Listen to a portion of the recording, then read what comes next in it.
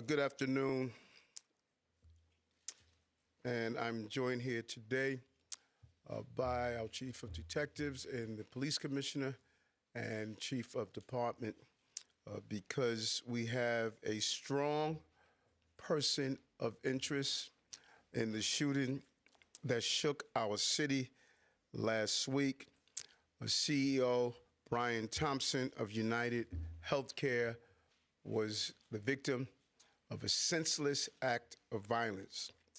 Our officers have been working around the clock. Many of them did not go home to pursue this individual. It was crucial that we were able to remove him off the streets of America, and we were going to seek him out no matter where he was at the time. And so this is a strong person of interest.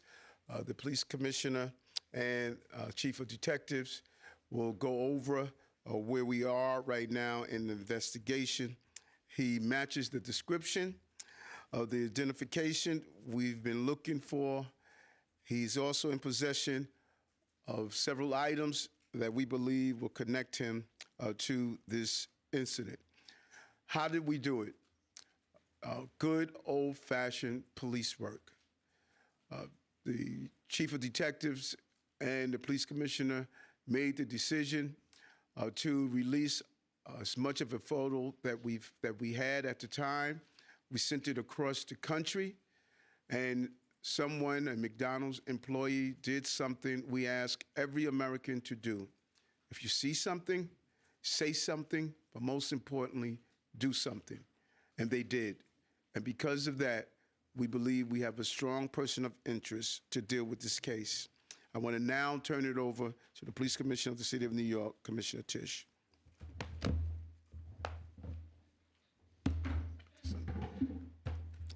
Thank you, Mayor. Good afternoon, everyone. Earlier this morning in Altoona, Pennsylvania, members of the Altoona Police Department arrested Luigi Mangione, a 26-year-old male, on firearms charges. At this time, he is believed to be our person of interest in the brazen targeted murder of Brian Thompson, CEO of United Healthcare, last Wednesday in Midtown Manhattan. The suspect was in a McDonald's and was recognized by an employee who then called local police. Responding officers questioned the suspect, who was acting suspiciously and was carrying multiple fraudulent IDs as well as a U.S. passport. Upon further investigation, officers recovered a firearm on his person as well as a suppressor, both consistent with the weapon used in the murder. They also recovered clothing, including a mask consistent with those worn by our wanted individual. Also recovered was a fraudulent New Jersey ID, matching the ID our suspect used to check into his New York City hostel before the shooting incident. Additionally, officers recovered a handwritten document that speaks to both his motivation and mindset. NYPD detectives are en route to Pennsylvania as we seek to interview the subject further. This apprehension is thanks to the tireless work of the greatest detectives in the world, and of course, the strong relationships we have with our local law enforcement partners. On every level, local, state, and federal, we all serve the same public safety mission. And this case, which captured the attention of an entire nation, is another example of how connected we are and how important it is to work together, share information, and pursue every lead. For just over 5 days, our NYPD investigators combed through thousands of hours of video, followed up on hundreds of tips, and processed every bit of forensic evidence, DNA, fingerprints, IP addresses, and so much more to tighten the net. We deployed drones, canine units, and scuba divers. We leveraged the domain awareness system, Argus cameras, and conducted aviation canvasses. And our detectives also went door to door, interviewing potential witnesses and doing the good old-fashioned police work that our investigators are famous for. This combination of old school detective work and new age technology is what led to this result today. And we must also acknowledge the instrumental role the media and the public played in this case. The images that we shared with the public were spread far and wide, and the tips we received led to the recovery of crucial evidence. We should never underestimate the power of the public to be our eyes and our ears in these investigations. This is the third time in 3 weeks that a member of the public has seen something and said something and done something that led to a high-profile arrest. The triple stabbing homicide in Manhattan, the gunpoint robberies in Queens during which an NYPD officer was shot, and now this. Now, the case will continue through the criminal justice process, and while we are proud of today's accomplishment, we must, of course, remember that a family is in mourning. I want to again extend my sympathies to Brian's family, his co-workers, and all who knew him. Finally, I want to thank the women and men of the NYPD, especially our Detective Bureau personnel, with a strong assist from our intelligence analysts. We also thank the SAC of the FBI's Criminal Investigative Division, Leslie Rodriguez-Bekshies. And I want to commend the staff of the Manhattan DA's office, and especially DA Alvin Bragg. He has been working with us 24/7 on this case, and I am incredibly grateful for his partnership. I'll now pass it along to our great Chief of Detectives, Joe Kenny, who will provide additional information. Chief. Thank you, Commissioner. Good afternoon. As the Commissioner stated earlier, a male was taken into custody today in Altoona, Pennsylvania this morning. He has been identified as Luigi Nicholas Mangione. He's a male, 26 years old. He was born and raised in Maryland. We know he has ties to San Francisco, California, and his last known address was Honolulu, Hawaii. He has no prior arrest history in New York. Members of the NYPD Detective Bureau are currently traveling to Pennsylvania with members of the Manhattan District Attorney's Office to interview this subject. This case was brought to a successful conclusion based on the coordinated effort between numerous NYPD units, including the Intelligence and Counterterrorism Bureau, our federal partners at the FBI, the Manhattan District Attorney's Office, and of course, members of the Altoona Police Department in Pennsylvania. On Thursday, one day after this crime was committed, the NYPD released a photo of the shooter in this case. This picture was obtained by the NYPD during one of their extensive video canvasses. We took that photograph and we asked for the public's help in identifying this subject, and the public responded. Hundreds of tips began to pour into our hotline. Each tip was investigated thoroughly, and we began to release additional photographs as they came into our possession. The NYPD provided these photos to numerous media outlets.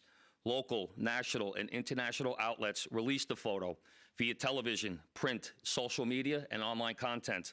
Luckily, a citizen in Pennsylvania recognized our subject and called local law enforcement. Members of the Altoona Police Department responded to the call, and based on their investigation, they notified the NYPD. This investigation is still active and ongoing. Thank you very much. We're going to take questions on shooting first, and then we'll... Mark? I had a couple of questions about the document that he was found in possession with. Can you go a little bit more in depth about those motivations that you mentioned? Was that CEO specifically named in that document? Was there anything more about him wanting to go after others? And also in that document, was there any indication that explains us how the level of detail that he went into killing him? Like, is there anything? Like I said, that document is currently in the possession of the Altoona Police Department as part of their investigation. But just from briefly speaking with them, we don't think that there's any specific threats to other people mentioned in that document. But it does seem that he has some ill will toward corporate America. Over here, sir. MJ? Chief, was the suspect wearing a mask at the time he was spotted in McDonald's? And also, criminal cases often have a linchpin. Can you point to a single linchpin that helped crack this case?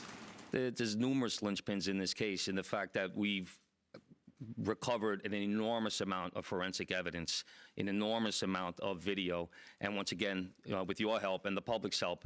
So I really couldn't put it on one thing, but If I had to, it would be the release of that photograph from the media. Dean? What you said he had a passport on him. Do you believe he was trying to flee the country? And also, are you still looking for any evidence in Central Park in regards to the bike? We had divers in the water yesterday that came up negative results. The passport, we don't believe that he was planning on doing any traveling at this time. We don't think at this point in our investigation, we don't think he was trying to flee the country. The person at the McDonald's, were they buying food? What were they doing at that exact moment? He was an employee at the McDonald's. Right. But what was the suspect doing? He was sitting there eating. Will the suspect be brought back to New York and charged here, and when? We're going to have to work that out with the Manhattan District Attorney's Office in Altoona, Pennsylvania. He's going to be facing gun charges there, and at some point we'll work out through extradition to bring him back to New York to face charges here, working with the Manhattan District Attorney's Office. Anita? Hi, Anita from the New York Post. I was just hoping to get more details on the capture itself. Did he put up a fight? Did he say anything to cops? And we've also reported that he published online anti-health care industry rantings. Can you share with us some of the services that he posted on? We're still working through his social media. We're going to do a complete scrub of that. Preliminarily, like I said, he seems that he has some ill will toward corporate America, but that will all come out as part of our investigation. We're not done here. We're still going to be putting this together. We're still going to be working very hard to bring this to a successful conclusion. And the capture itself, did he put up a fight? Did he say anything to police? I don't have that information.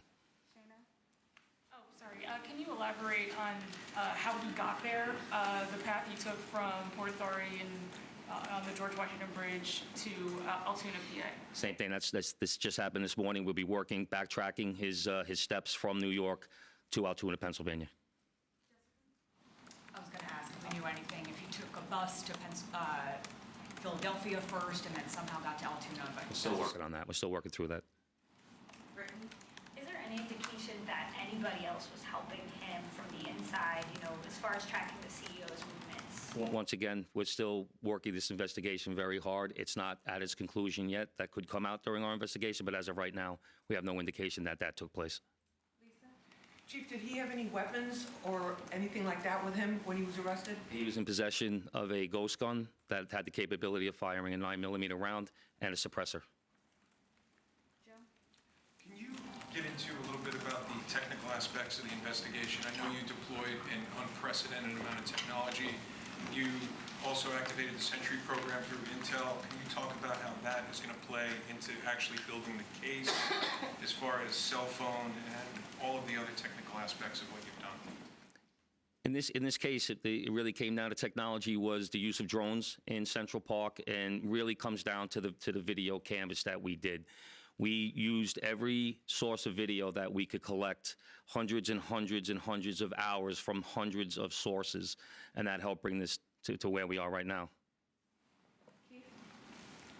The gun is it believed to be the gun you used in the shooting? And there was some talk that it was a veterinarian type gun. Is that accurate? No, as of right now, the information we're getting from Altoona is that the gun appears to be a ghost gun. May have been made on a 3D printer. The capability of firing a 9mm round, obviously that will come out during our ballistics testing. Oliver? Yeah, Oliver Barnes from the Financial Times. Do you have any indication like how long this handwritten, is it a handwritten manifesto that you found on the suspect? And then also whether or not he put it online at all? Don't know if it's online. As of right now, it's a handwritten 3-page document.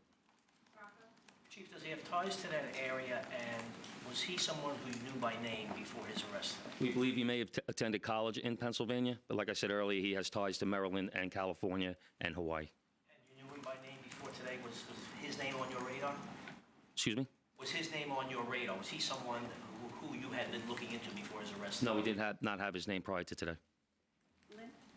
Does he have any prior arrests? I know there were none for New York City, but is there any prior arrests anywhere else in the country? We have not come across any arrests in the country. Chief, hi, how are you?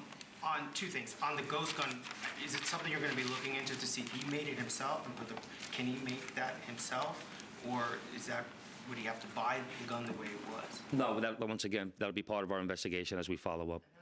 I mean, obviously he's going to face murder charges, but is there any chance that he could face any other charges because he was targeting the CEO and because of his writings and other things that we're now finding on him? Potential federal charges or That other determination will be made by Alvin Bragg. Yes, what connections does he have in Pennsylvania that you know of?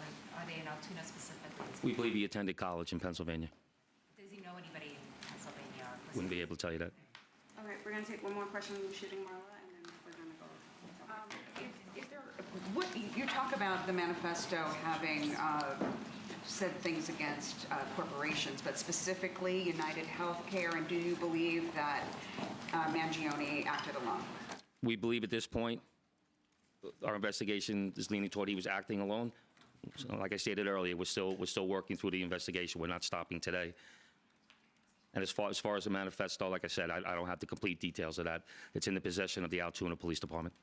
We're going to shift to October. Yep, yep. Good job, Chief. Commissioner?